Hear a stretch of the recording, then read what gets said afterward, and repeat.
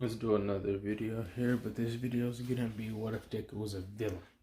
Now, I know many people have done this, but I'm gonna make this Deku way different than what I would presume be everyone else. Alright, so your boy Deku has a very fucked up life. Same as it was in canon, but it's a lot more gruesome, a lot more bitter.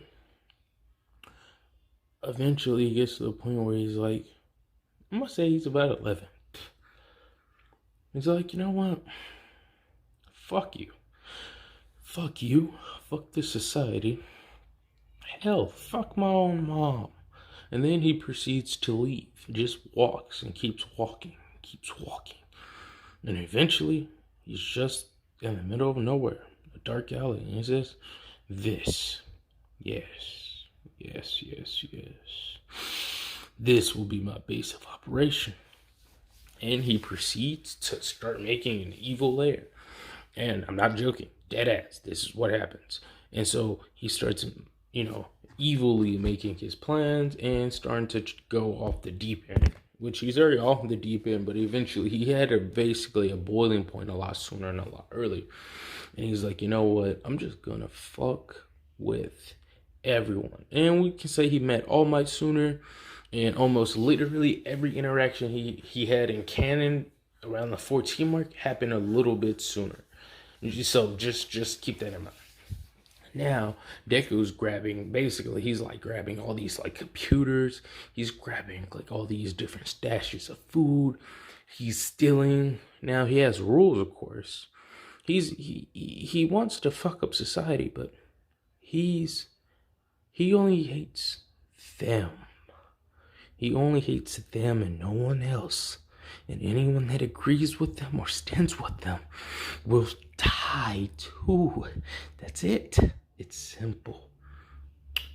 But there are a few things throughout, a year or two, which I want to say few years, but throughout the few years of your boy Deku doing this, he meets someone that's very interesting. What was her name? Uraraka. Yes. If I met her a little sooner, things would be different, but it's too late for that. And Deku proceeds to make different technology and different bits and pieces.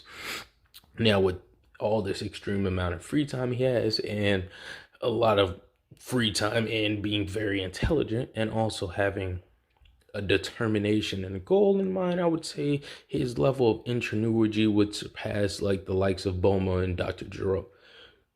So, with this being said, Deku basically proceeds to start seeing if there's any way he can modify his body or modify his mind and basically achieve God status in such a unique fashion, in such a unique way. He wants to become better than everyone without using a quirk. But at the same time, he just says, fuck it, fuck with the rules. I follow the rules. The people that are supposed to be heroes aren't. So it's simple. Any fake heroes will die by me and me alone. And anyone that gets in my way will suffer. Very simply, as Deku talks to himself. But then, as he's basically lost in thought and eyes are baggy and kind of off the deep end, he realizes something. Ah, shit. He's like, shit, it's that time of the day again. And yeah, he runs out, tries to clean his hair a little bit, but then, yeah, he had a date. We could say he's around the 13 mark.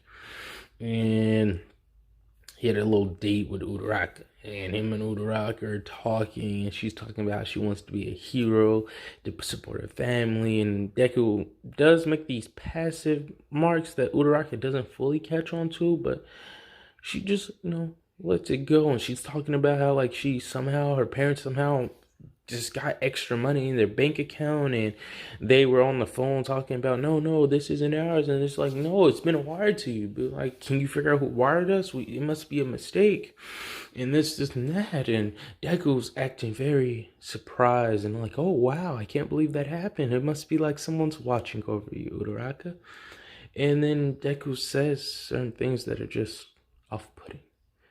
Only if I met you sooner, Uraraka. Only. There's only so many people like you, Uraraka. Man. Ooh, if there was more people like you, I wouldn't have to do the things I have to do. And then Uraraka changes the subject and says, hey, Deku, what have you been up to? And Deku spits out his drink in a very comedic fashion. It's like, oh, about that. We don't really need to worry about what I've been up to. I've just been working on things and thinking. That's all. Nothing you should worry about. Nothing you should worry your pretty little head over. As he, proceeds to probably pat her or something, and then they would talk and stuff like that. And Deku would tell her, like, hey, maybe you should learn how to fight. Your quirk's good and all, but you don't want to be left out empty-handed here. I made a little workout routine you could possibly do. And then she's like, okay. And then they would, stop their discussion. Now, we would go back to your boy Deku. But he walks off, thinking to himself very angrily, now back to what I meant to do. And he proceeds to basically slowly try to become a menace to society, getting different things and more supplies. But meanwhile, in a base, location unknown, we hear something. So meanwhile, left off in a base, this location unknown, All For One, talking with the Korogiri, like, there's been reporting news of items, tanks, Nomu, and stuff like this being taken. Have you heard anything about this, Korogiri? And as he would basically say, like, no, master, I've not heard anything about this. Shigaraki would come in and basically be like, what are y'all babbling on about? There's no way anybody would be dumb enough to take anything from you, All For One. And he's like, well, that statement would be true otherwise, but there's most likely an amateur. We have an idea of where they may be at, but their intelligence and supplies, basically he would just make it seem like, your boy Deku's a beast. Like, he's like a monster, because they don't have any recollection. He's avoided all the cameras, and all they have is a picture, or like one little piece of information, so they don't know what to do about this. And meanwhile, on basically every other, like, mafia, syndicate, like, not syndicate, but like every big underground illegal business knows of this mystery person, and they're really trying to figure out, like, what the fuck is going on, and why is all our shit being taken. And it's not like he's taking nothing massive or anything like that. He's recruited some of the lowlives, he's recruited some of the little higher ups, but not like nobody like big dog, top dog type shit. Just some of the people that would be very lucrative to help him do some of the grunt work, to help him out a little bit. And yes, he's able to pay them somewhat, but it's not about the pay for them particularly. It's more about the camaraderie. It's almost like imagine a group of people that got beat up with their quirks for not having a quirk. It's almost like he's making a group of freaks.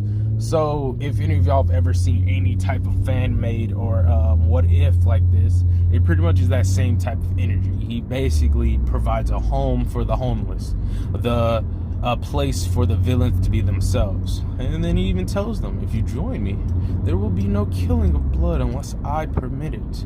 And he's once again, very psychotic with his nature too. He's like, we will not play these games. If you attempt to hurt anyone outside of my word, you will die.